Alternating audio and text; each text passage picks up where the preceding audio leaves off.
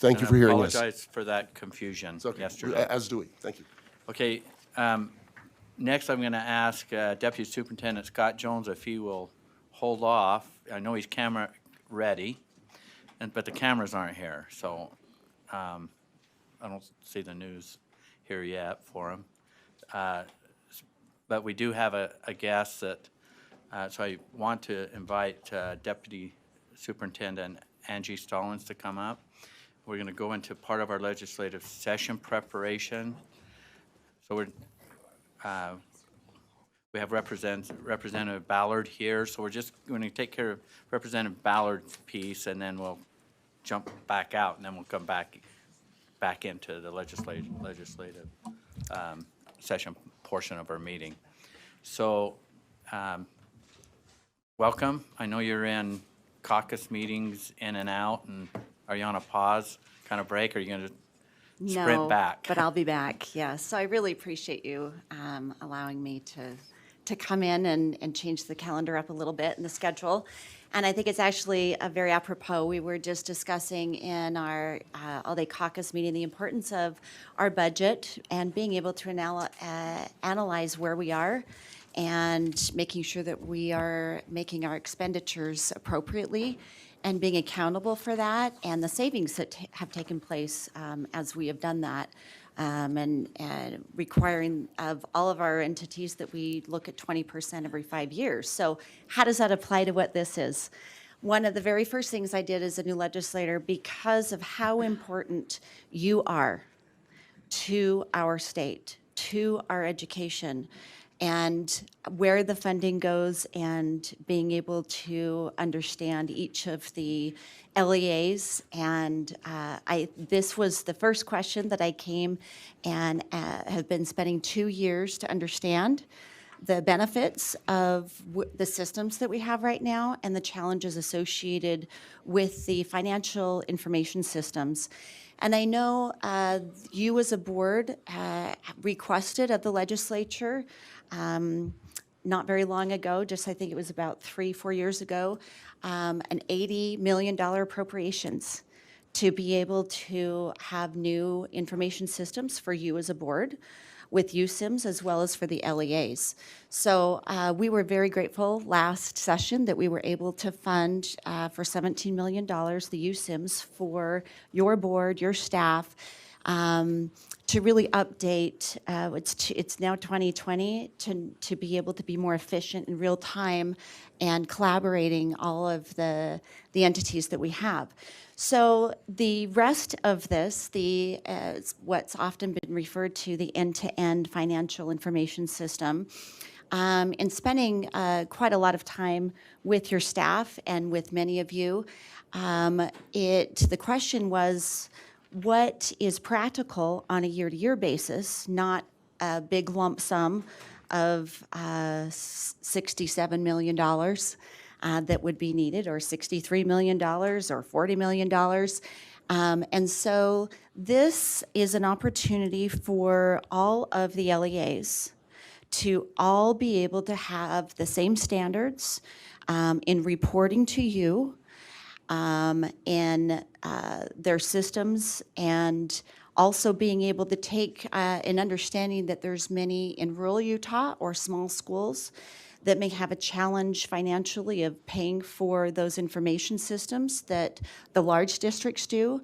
So this is an opportunity for the state to, for us to also be able to help fund for you, for all of the LEAs to be able to be compatible and be able to meet the requirements that you have and that you need.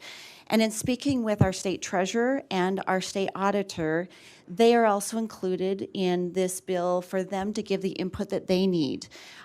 They were also two of the first people that I spoke with 2 years ago to say, just in general, what are your needs? What do you appreciate about the process? And both of them expressed concerns about the way that they are getting information from some of the LEAs and just the communication. Again, it's having so many different dashboards, so many different programs, and human error of inputting things or trying to incorporate them. And so I think I know that this was discussed, I think, 20 years ago, and the state at the time opted not to have a statewide information system. Well, fast forward to now, it's caught up with us. And so in looking at the what the benefits would be of having you as a state board to decide in rule what is important to you for an information system, and for you to determine that, I do not want you to continue to have to come back to the legislature to say, we have one more thing we want to include. I want to give you the ability, with some parameters that are included here, of you being able to determine what financial systems your entities need. And the flexibility for this is if you as a board determine that there is a particular vendor or that you would like to support as a whole, or to say, here's our standard with some of those guidelines, any of the LEAs that already meet those requirements without being in a specific vendor or program, they do not have to join into what you're doing. If any of the LEAs already meet those standards, then that's great. If any of the LEAs do not, then this bill provides, and we've handed out to you an amendment that we've added to this to be more clear, that the state would be able to grant funds for the training and the transferring over and the information system. Let me just get the exact wording here. For the training, compliance, and the licensure. To help those LEAs be able to get up to speed. So what I'd like to do is I'd like to have Angie Stallings be able to show where this provides great savings to us as taxpayers and to you as a state board, but also for the across the benefits that will come from you being able to have those standards really met from your LEAs. So thank you, Representative Ballard. And I think Deputy Superintendent Scott Jones is going to come up because he is much more familiar with these numbers than I am. I forgot to introduce myself, Angie Stallings, your Deputy Superintendent of Policy. So, but it's projected right there. Is this what you want? And I'm Representative Melissa Ballard, representing District 20. Deputy Superintendent of Operations Scott Jones. So what you're seeing right here is the cost calculation based on data that we took from a model LEA that has a system that meets the minimum requirements that you see in the slide previous to this one. So this is the long-term funding support that Representative Ballard was talking about. Market analysis and analysis of our ERP systems says that an ERP typically lasts 7 to 10 years and then major modifications are necessary. So what we did is factoring growth and all of those types of aspects is calculated what the cost would be. There's also data that supports that. Now, this data does come from more of the manufacturing side with enterprise resource planning systems, that the value add or the return on investment of an ERP with the minimum systems or modules that you the minimum modules you see within the system can be up for every dollar that's spent, can lead up to another $7 in either cost, a little over $7 in cost avoidance and or cost savings. So let me just clarify what we mean by cost avoidance. So as you know, there's a lot of subrecipient monitoring going on, and we incur a lot of determinations that expenditures were made unallowably. And then there's these payback options that are not options, but payback amounts that are determined. And so by having, and typically what we attribute these, just as a quick example, these unallowable costs is not necessarily, or unnecessarily, if you will, the individual doing something fraudulent or anything like that. It's a lack of proper systems. Their payroll system resides over here, but their general ledger is over here. They're using spreadsheets, and it's prone to error. So we avoid those kinds of costs, or payback costs, if you will, by virtue of the fact that we're providing standardized systems to the LEAs. So then, two, we also have a lot of cost savings because typically vendors that provide these types of systems, the more that are in their system, the less they charge for the licensure fees. So these are estimates, and they're based on, calculation as if, the LEAs entered into the systems or, had those systems, and it's based on market data. We went out and we researched a lot of different systems because, again, and I think this is a very important piece to add here, is we're not forcing LEAs to abandon their systems. We would like them to configure their systems if they don't have the configuration to do that, but it's more along the lines of a grant program to get them to the standards that are so necessary right now to meet all the requirements for reporting. And to Representative Ballard's point, it bridges all of the different requirements between the different entities, such as the state treasurer and the state auditor's office. So it's a one-team philosophy with the systems provided to the LEAs that make us successful and ultimately result in cost savings that could translate or will translate into more money into the classrooms and for our students. Subject to any questions, did I cover that well enough, ma'am? Or? Yes, I think one thing that's really important is because that you and our funding would be providing a state licensure, that means that any of the current LEAs that are under the umbrella of a larger licensure, they would be able to keep those funds. Yes. So for every $1 million, they would be able to keep $75,000 that they were, this is the average, that they would normally be spending on their own licensure. They get to keep those funds because the state would now be able to get the Walmart pricing for a state licensure for programming. So I think that's a great benefit to each of the LEAs who are already in compliance if they are doing a larger licensure. And by keeping that money could then get put into the classrooms Whatever or they for other want. purposes towards transportation, things like that. So we anticipate a very significant return on investment should this bill pass.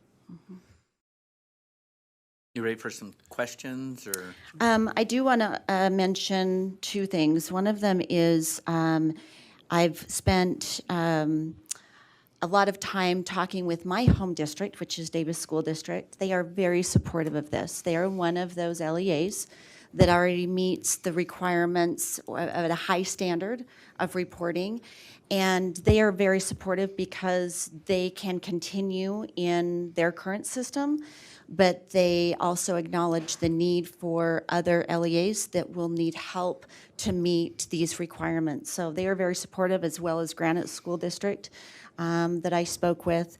And then I think this last calendar year has been challenging for some financial systems of some smaller LEAs.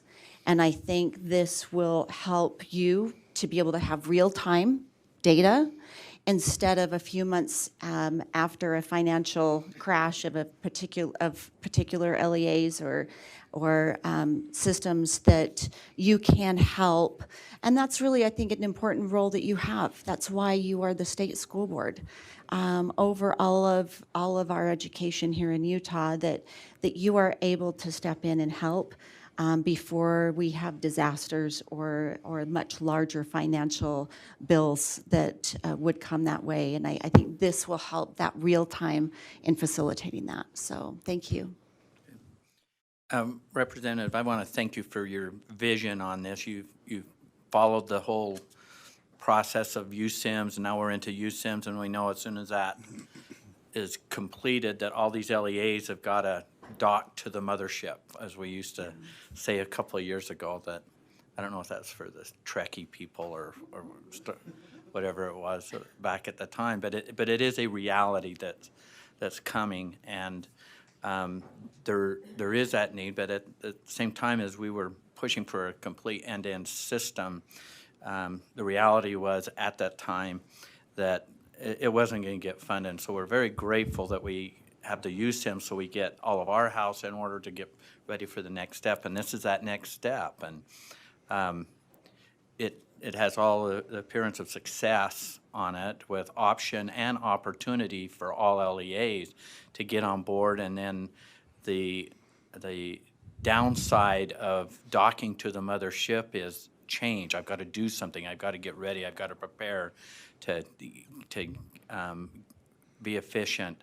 And so this kind of plays into this. You are the Hopefully only participant. legislature will be on board on this. And then at the same time, we talk in this state about innovation and using technology and best practices, and here we're still kind of a little bit in the dark ages on still dealing with spreadsheets and Excel, in that Excel world of human error. And so I think this kind of plays to where we need to get, to have those efficiencies, have better data. A lot of things that we do is data-driven, and that. But at the same time, it minimizes the risk, opportunity for. It doesn't take away all of the opportunity for failure for these LEAs, but it puts them all on the same playing field, and it does give them an opportunity, provide an opportunity for them to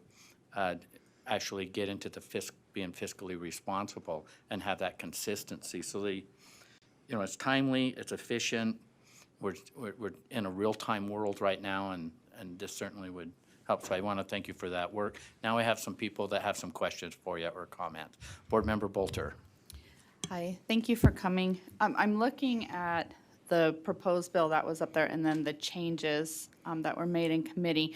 And so is the idea, because I see that there won't be a grant any longer, that it's struck out for award a grant. So is it that you'll earmark basically an amount of money used for this that we will reimburse? I think schools, that's, since or- that is pretty new, I think whether it's reimburse or grant, I think is probably whatever's going to be Could best that for be you. whatever I'm we put totally in a flexible rule, with that. basically? Yeah. Oh, okay. So instead of telling us how we would do it, Yeah. okay, thank Yeah. you. I just wanted clarity on that. So if I may, Chair, too, I did say the word grant. I know I did. So, but I apologize, I'm probably jumping ahead, but it is up to the board on what process we use. And I think that's what they're doing here by the change, is they're saying, they're deferring to us, to our authority and on that Okay. too. So I did say grant. I apologize. Okay, thank you. And the cost, which is what I failed to mention, is actually $4 million for 3 years, and then $3 million ongoing. And that is very practical for a legislature to say, wow, this is for how much money it's saving us every year for state licensure, and to get everyone reporting to you properly is tremendous. And that is with the amount of savings and for what the treasurer and the auditor can continue to give the input. That's, I think, a really important factor to know that can be funded. And if I may add to that too, Chair, again, this is an estimate on what the sustainment costs will be, about $3 million. What we've experienced, though, and what we do see is, again, to my point I may try to make earlier, I'll reemphasize this, as we go through the RFP process and more go into systems, typically the licensure costs fall. So, again, I just want to make sure that everyone knows these are estimates, and I would anticipate that we probably come under these estimates rather than go over these estimates, because we're really trying to calculate over a 10-year time frame what licensure costs will be. And again, based on the analysis, it does appear that, the more that are utilizing the systems, the licensure costs fall, so. Okay. Board Member Belknap. I just want to say thank you. I know that Representative Ballard really has been working on this for 2 years and has allowed everyone to have input, has allowed our office, allowed other people to have input. I appreciate the support, and I just want to be really clear that I appreciate the opportunity that we have to monitor correctly and to be able to report back to the citizens as well as the legislature of what is happening with the funding that we have. So thank you so much. You're welcome. Vice Chair Brittany Cummins. Thank you for coming today. I have to apologize for my question because I think I might have missed something. And so I'm having a hard time understanding, because you keep talking about a state licensure, but you're also talking about LEAs still being able to use the same system they're in. Please clarify for me, like, what the difference between the statewide thing is and what the me to do LEAs that? will be doing individually. Right, so to be clear, it's when we use the term state licensures, the state paying the cost of the licensure for the system that meets the minimum standards. Does that make sense? Because, you know, you might have, we do have certain districts that are in particular platforms right now that do meet the standards and others that don't. So as they come online, we would, this funding would be used to pay those licensure costs as long as the system meets the specific standards. Does that make sense? So that's where the reimbursement, so the LEA's paying for their licensing? If that's the methodology the board chooses, or we could, you know, go to a grant program. I think we would develop that more subject to the bill passing and doing all that, so. One more follow-up. So when we set the criteria for what the system should look like, will, an LEA would have the ability to choose from any system that That has- meets that need? Yes, ma'am. And then we're assuming that they would save money because other LEAs would be using the same system? That is a good assumption because, you know, again, analysis indicates that depending on how many are users of that particular system, there's a decline in the amount of the licensure costs, right? So, I mean, that's all going to come to fruition as a result of the bill passing and the board rules that Angie and I will bring forward to you for your, you know, your decision-making, and that'll all come out very clear as part of that process. Maybe let me visualize it this way, that let's say the process or the financial system A was determined by you that there were enough that would be a great statewide licensure. But LEA C decided we're on our own, we would rather take our own expenses. We don't want to be a part of what your system, what you are, the minimum requirements are. We want to do it ourselves.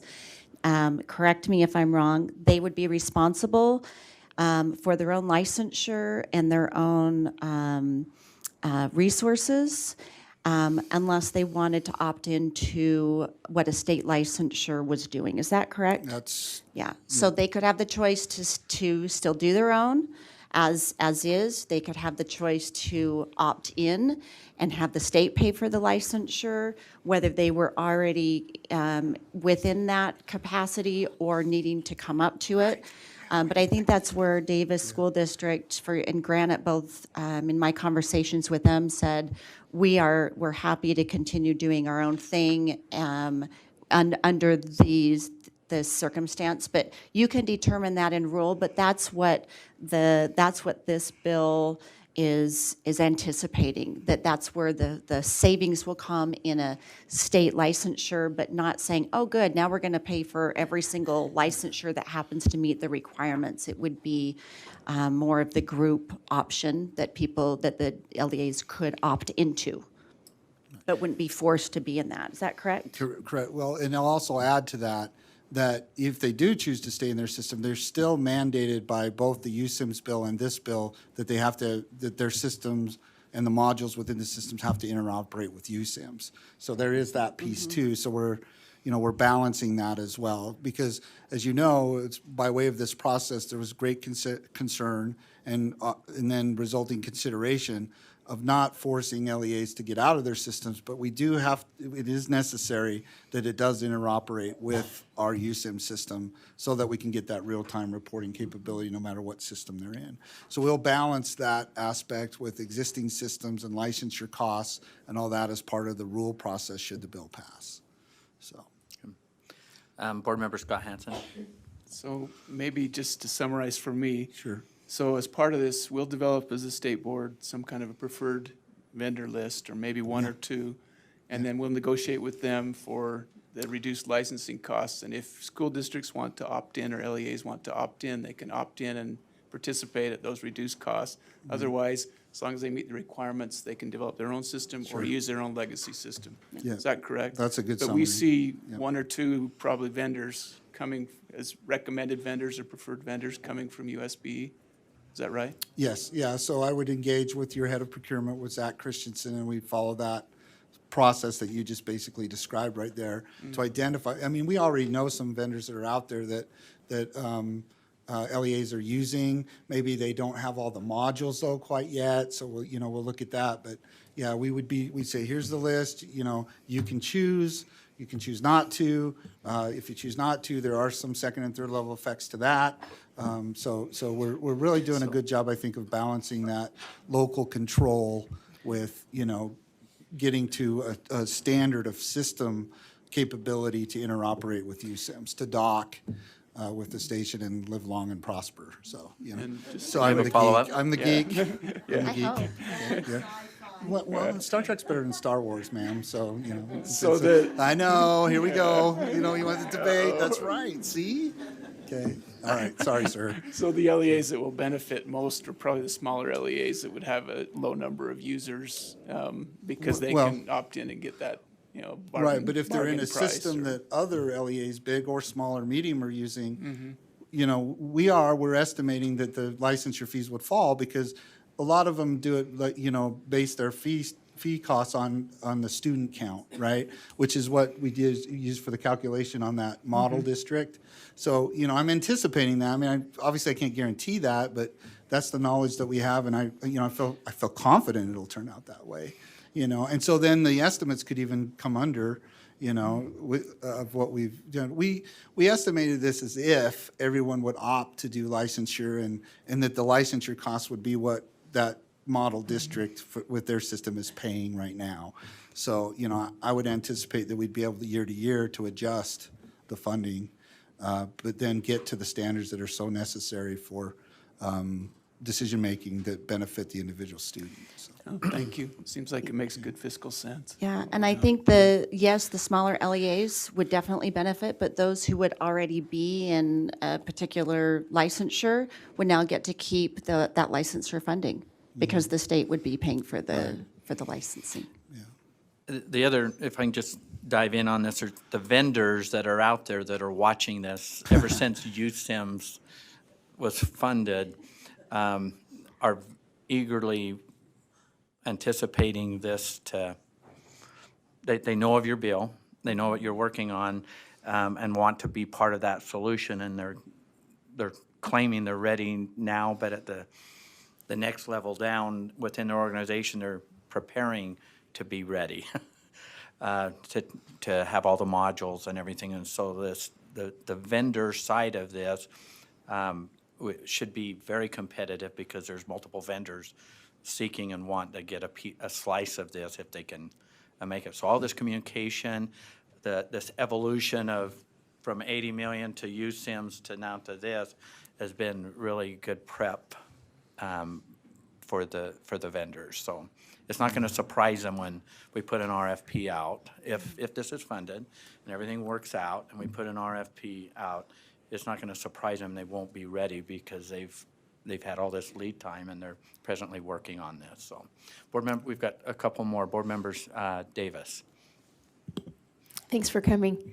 I was just looking over the fiscal analysis, and help me remember, we went to the Hill and made a presentation about USIMS, and I remember a $17 million price tag. Is that included in this fiscal analysis, or is this just for the outside LEAs and the 17 million is for what happens in-house? Yeah, so the cost, the amount that is funded for USIMS helped reduce this amount, because originally we were around $80 million. Okay.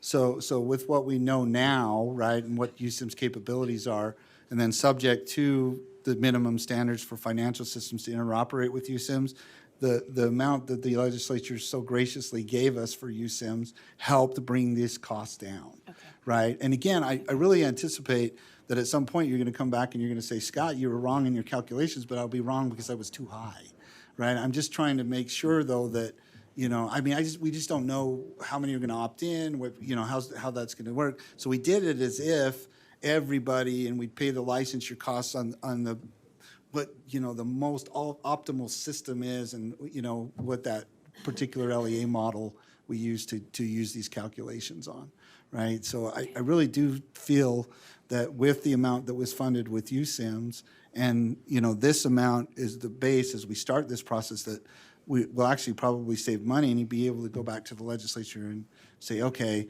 this year we don't need as much as we predicted on that. But I just, you know, the other piece to this is it's so important that we have a sustainment plan, right? This is one of the mistakes that a lot of even private corporations make, is they invest so much in a system or software, but then they don't plan well for the 7 to 10 years of sustainment. So we're really trying to cover that aspect too. So more to follow when or if the bill should pass. So it's best we could do with it. So Board Member Bolter? Sorry, one more. I'm just trying to understand how reimbursement will work.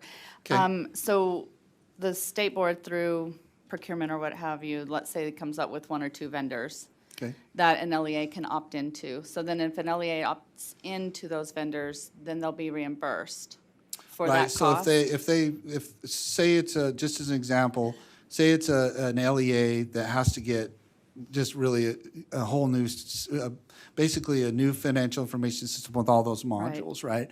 So they would expense that, they would pay for that using unrestricted money for that, but then we would work out, if you, the board, says that that's the methodology behind this, do it. If you choose to do a grant program, though, they would apply, and then they would say, okay, you know, we want to buy from this vendor, this is what we need to meet the minimum standards or to meet those modules that were on that one slide, then we could do it that way, you know, but that's going to be up to you, ultimately up to you. We're doing things in order, like on a linear approach, right? So the glide path is if the bill has to pass first, we have to have the funding, then we decide, then we put into board rule what the minimum standards are, and then we the board determines the methodology for how we pay for the licensure or pay for the cost of implementation and licensure. Thank you. So, I'm liking this. It's sounding like it could be a really good thing to help LEAs better with their finances. And there's a lot of moving parts to it, so we'd obviously come to you probably through Finance Committee, and make sure that you were kept up to date on, all of the different moving pieces and parts to this. Board Member Haynes? Thank you, Chair. Again, thanks for being here and explaining this a little further. You mentioned implementation. Is that including training costs, and what have you Yes. assumed for that, and what kind of time frame are you considering for that? So if I may, Chair, the calculation that we did, we got the the actual amounts that model LEA paid for training for a particular system that delivers the kind of modules. And so it does include training. It does include, whatever software, estimates again, and the calculations on that, and for implementation. But then also, it also includes a factor for sustainment training as well, right? So that if the legislature were to make some other requirement and we needed to update the module or do something to accommodate that, or you, the board, made a rule, that we would incorporate that into the contracts or to the agreements with the vendors to make sure that those sustainment training costs were covered after implementation training. And this does provide, in statute, gives you until 2023 to figure out that rulemaking of what you'd like and what you want the LEAs to meet. So that gives time for the procurement and the details that you would like to have in there. Right, Chair, if I may, this is synchronized with the USIMS timeline, right? So right now, USIMS is heavily engaged with teacher licensing and configuration with that. So, kudos to the legislative staff that helped draft this bill, is they were very conscientious about the timing with USIMS and keeping everything in sync as far as the timeline goes, and giving us enough lead time to ensure that we really get the LEA input on this. They're going to have a lot of questions. They're going to have a lot of concerns. They always do with me. They always come to me and say, "What are you thinking?" Things, which is really good. So they'll be involved with this process as well. I'm sure I've got like 4 emails going, "What was that? What does that mean? What's live long and prosper mean?" I don't know. So it's going to be good. It would be good if the bill should pass. I mean, I can't speak for the legislature, of course. It would make a huge difference to have your support. And I think that's why I'm here today, because if they see it's important to you, then it will be much easier for them to support. So that would make a difference. Okay. Any other questions or or comments. It'll be fun to see how this evolves. Yeah. But my understanding, it's got quite a bit of traction and support, especially from getting grounded with the treasurer and the auditors, so. Any questions or comments? Is there a motion, or you guys want to wait till we come back to the legislative piece? What's that?